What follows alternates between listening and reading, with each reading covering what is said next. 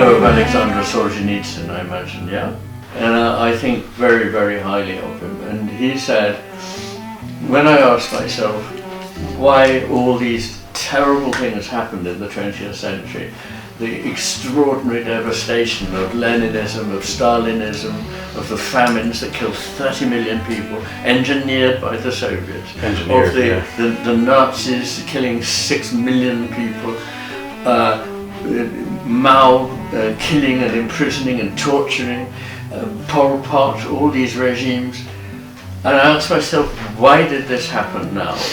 And he said, the only answer I can come up with is that men forgot God.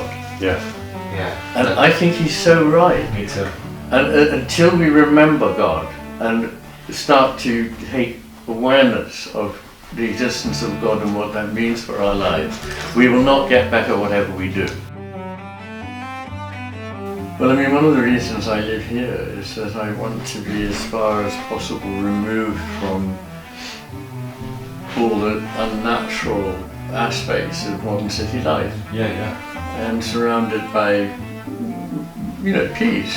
And, when I come back from traveling, I get out of the car, the first thing I realize is the smell of the air is so pure. Yeah, yeah. And then I listen, and it's quiet. You can hear a sheep, and then you hear a bird, and then you hear the stream running past the house, and you hear the sea sometimes. And that's just wonderful.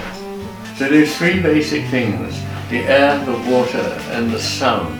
It's so healing.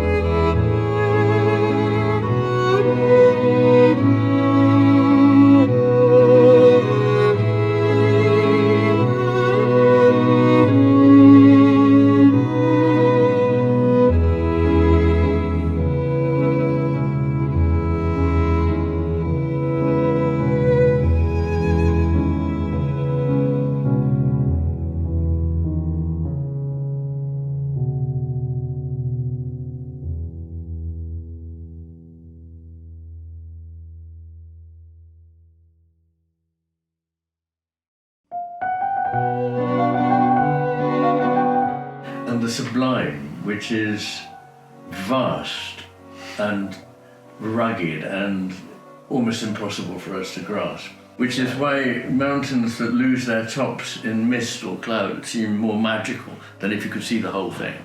And so he talks about the element of the sublime, that it is something that sort of fills us with a sense of awe. And he distinguishes the sublime from the beautiful in that way.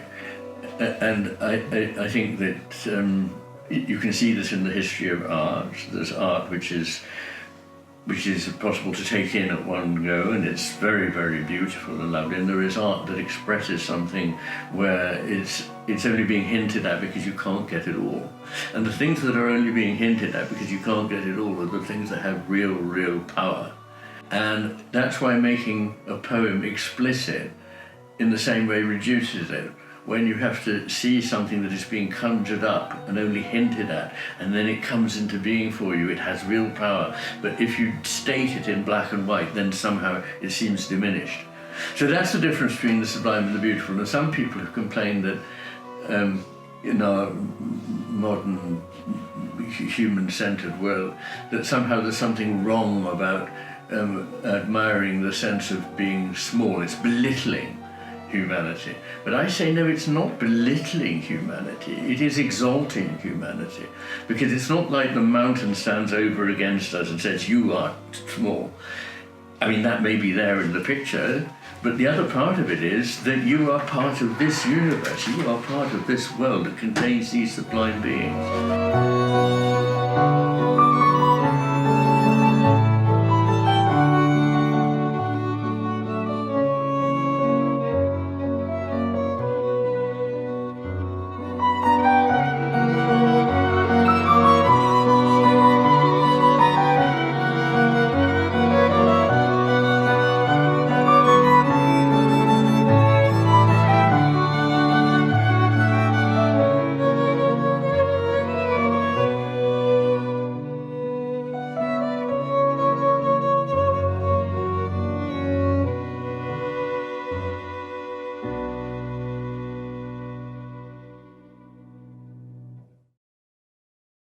I've been very, very lucky.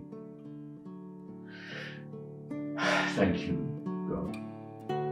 Yes, I have.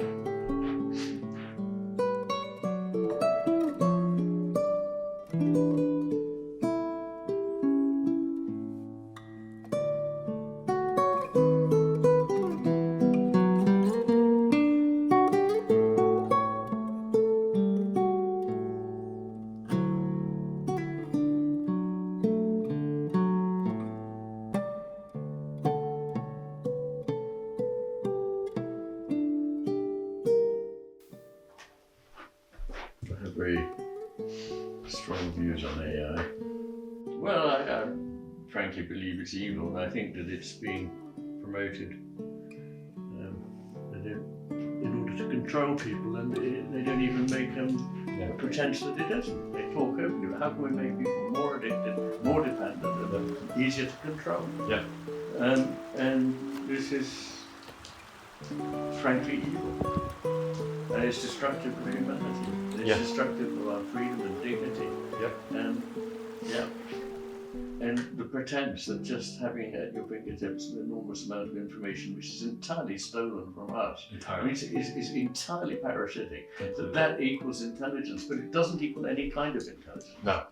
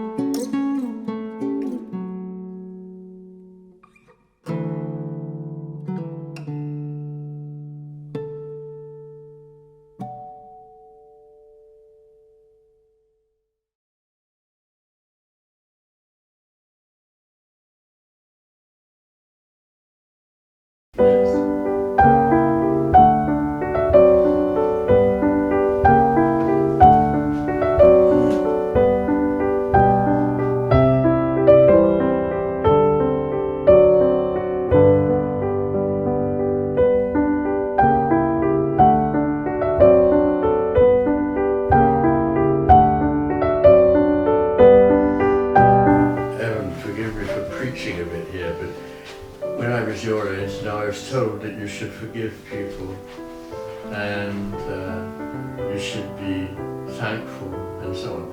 And I saw these as duties really, just, well, I don't know why I should really be grateful for these things. I don't know really why I should forgive people, they did wrong. And I thought it was all for others. I thought the reason I was being told this was it'd be good for everybody else if you were a lot nicer kind of thing. But what I realize now is that it was good advice for me. When you forgive somebody, you let go of it.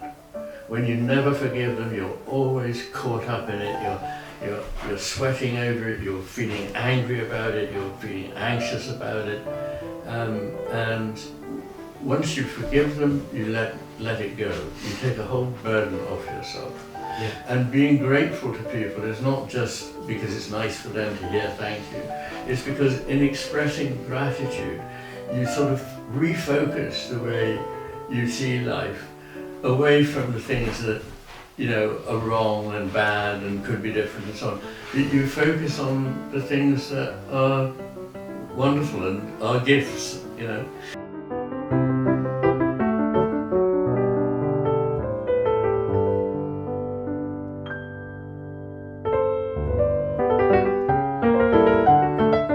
That you can see it. Everything, like the worst thing in the world, the reason why I don't paint from photographs is because the worst thing in the world is static, frozen. Okay, we talk yeah. about that with Heraclides and Yeah.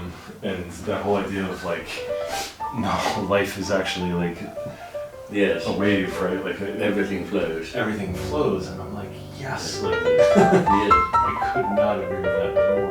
I mean, it's when you only have one sketch.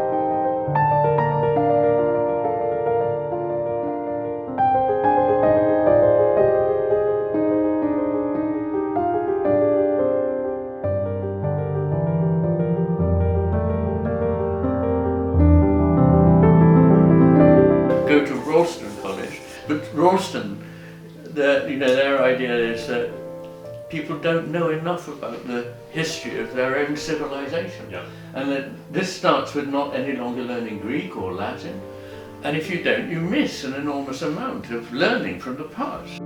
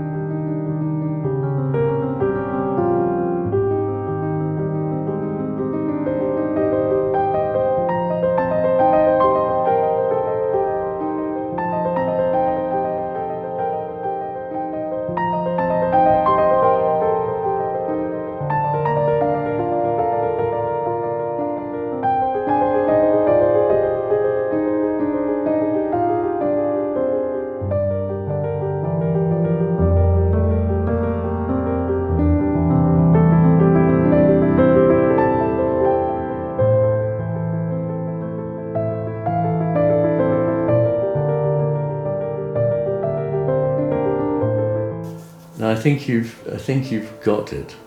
I think you've got me.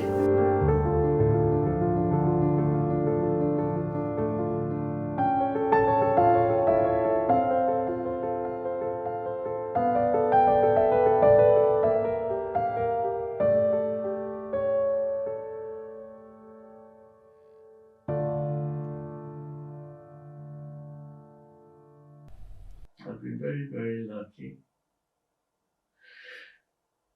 Thank you, God. Yes, I have.